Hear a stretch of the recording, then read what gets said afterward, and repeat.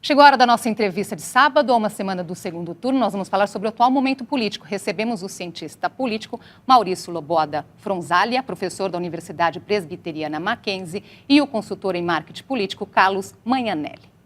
Obrigada por terem aceitado o nosso convite. Boa noite. Boa noite. Toda eleição tem as suas características, não é? O que vai ficar marcado nessas eleições? O que vai ficar marcado nessas eleições? Tem vários fenômenos que a gente pode falar. Tem a questão, tem a questão do fake news, mas eu acho que o que vai ficar marcado é uma grande mobilização que você tem de uma campanha que não é de esquerda, né? E há muito tempo a esquerda tinha um monopólio, digamos assim, das manifestações, e desde começou em 2013 para cá, vem se organizando uma manifestação do outro lado, digamos assim, e que se coloca, o que eu diria que talvez a principal força dessa eleição é o antipetismo, né? Encarnado pelo candidato Jair Bolsonaro. Carlos. Eu acredito que nós quebramos várias formas de fazer campanha eleitoral. Começa com a diminuição do tempo, depois a diminuição do dinheiro, essa proliferação, talvez por essa diminuição de dinheiro, de tempo, essa proliferação de fake news, porque o veículo internet é gratuito, então foi o veículo, o escapamento que os candidatos acharam para poder fazer a campanha. Um veículo gratuito, um veículo onde você podia fazer várias veiculações em várias ferramentas de comunicação, porque a internet, quando se fala em internet, ela é um grande guarda-chuva com várias ferramentas de comunicação e cada uma delas com uma linguagem diferente. Então você precisa de um gerenciamento para que isso não seja padrão e não dá para fazer padrão na internet. Cada ferramenta da internet de comunicação tem uma linguagem diferente. Então isso fez com que de repente se aprendesse o que é usar o veículo internet e suas ferramentas para uma campanha eleitoral.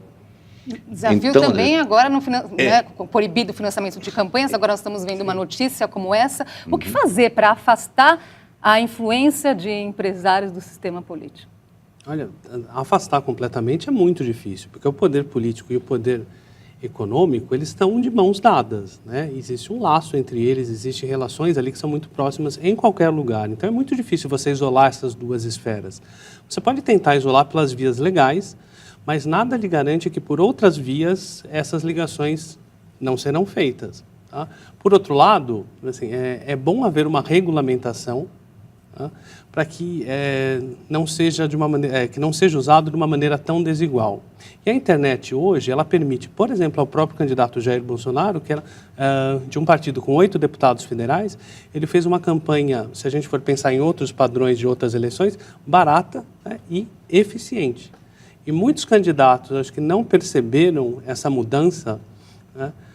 E muitos candidatos se prepararam para a eleição imaginando que ela seria uma repetição das eleições anteriores, onde o tempo de TV seria a parte primordial, e não foi. Na verdade, está assustando, né? Os partidos políticos estão assustados, porque eles nunca viram uma movimentação desse tamanho dentro da internet, movimentação de fake news, movimentação de notícias de candidatos.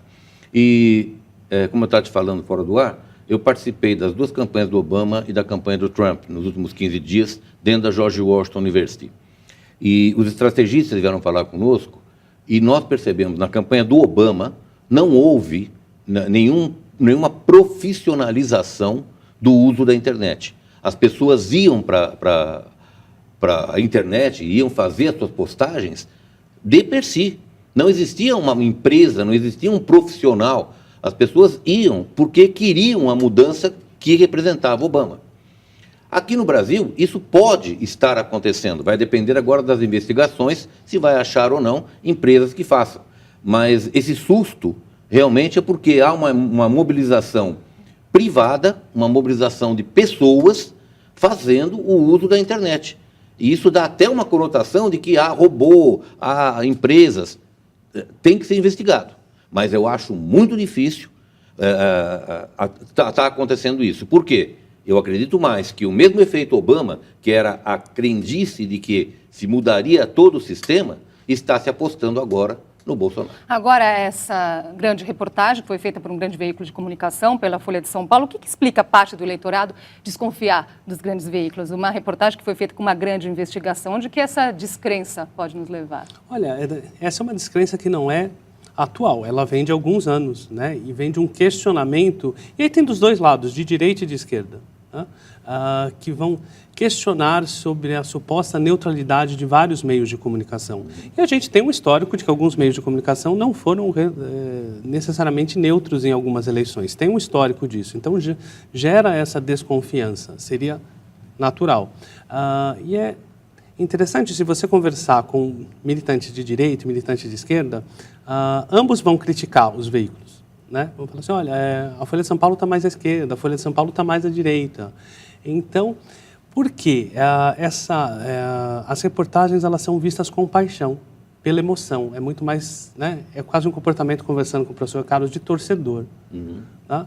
Para um torcedor palmeirense ou corintiano, né? Você olha, você sempre acha que aquele comentarista está falando mal do seu time. Então, tem esse viés também, que é um viés bem emocional, bem passional, na campanha eleitoral. É o que nós dissemos, né? Os partidos políticos viraram seitas, Andressa.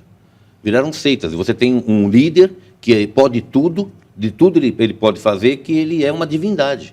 Então, essa seita acaba levando a esse extremismo.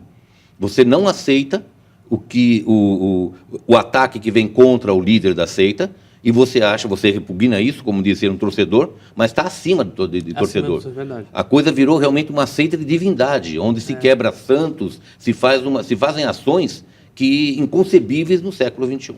Vamos falar um pouquinho das últimas pesquisas, então, de intenções de voto. Tanto Datafolha quanto Ibope trazem Jair Bolsonaro com 59% dos votos e Fernando Haddad com 41%. Alguma coisa pode mudar ainda nessa reta final? Dificilmente. Essa eleição ela não se encaminha para esse fim de agora. É uma tendência, né?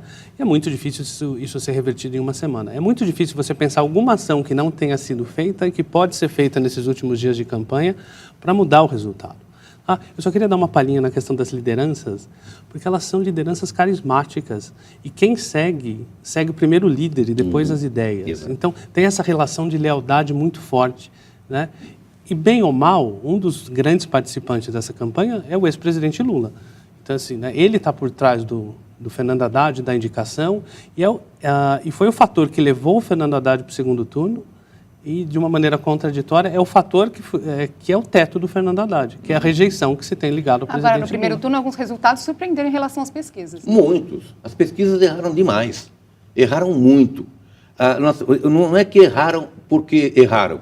Pesquisa é um diagnóstico, não é um prognóstico.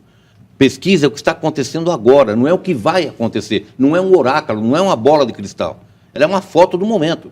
Então, quando você tem uma pesquisa que diz o que vai acontecer uma semana antes, ela não vai acontecer, é o que está acontecendo uma semana antes. O problema é que a leitura que fazem, e nós no meio de comunicação também somos culpados, porque nós levamos essa informação deixando a impressão de que 95% é garantido que isso está certo. Mas está certo para aquele momento. É isso que não é explicado.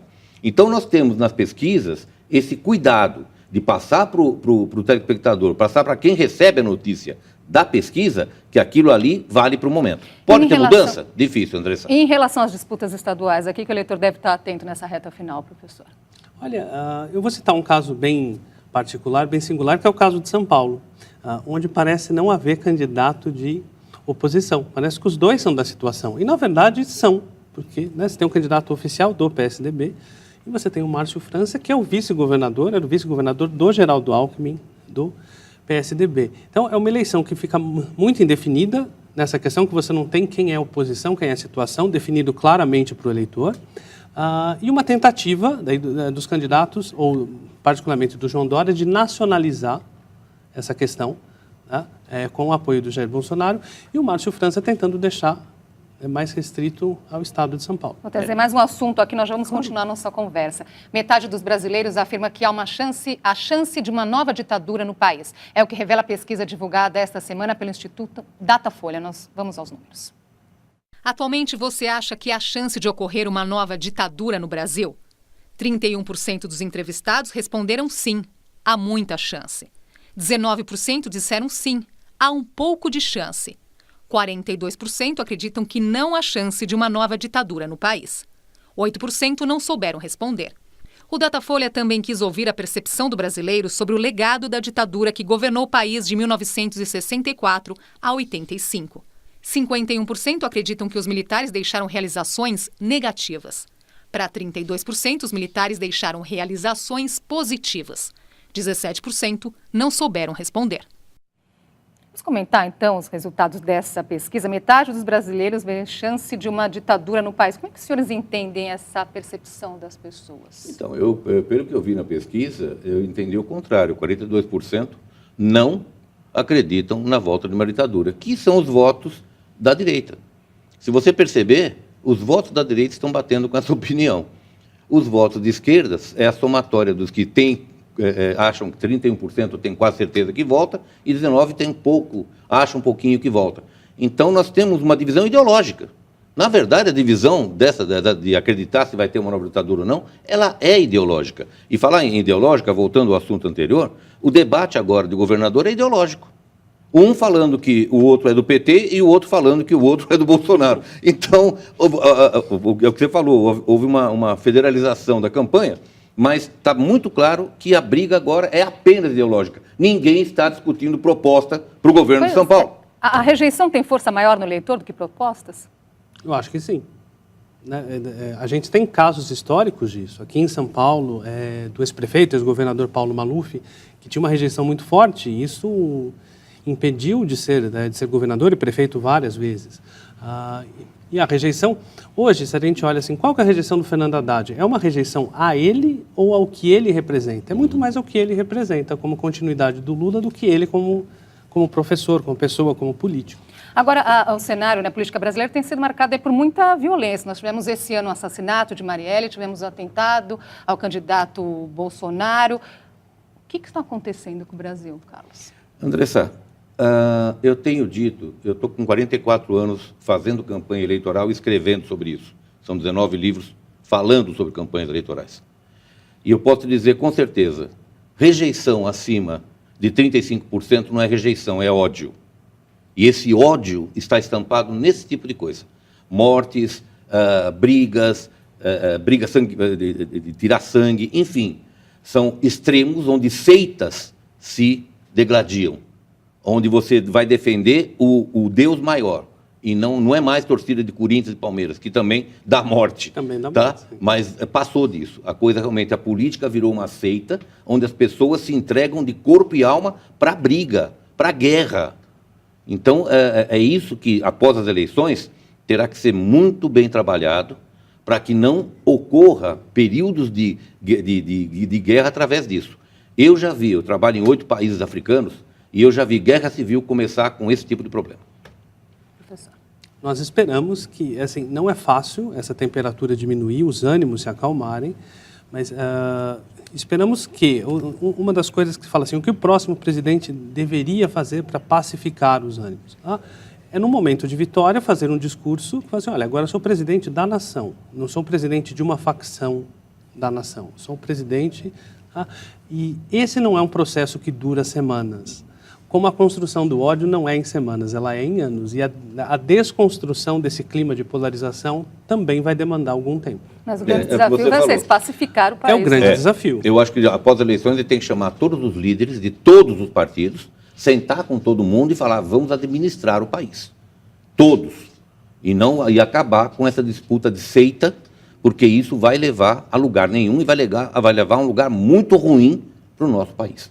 Agradeço muito a presença de vocês aqui hoje e até uma próxima oportunidade. Muito obrigado. Obrigado, André.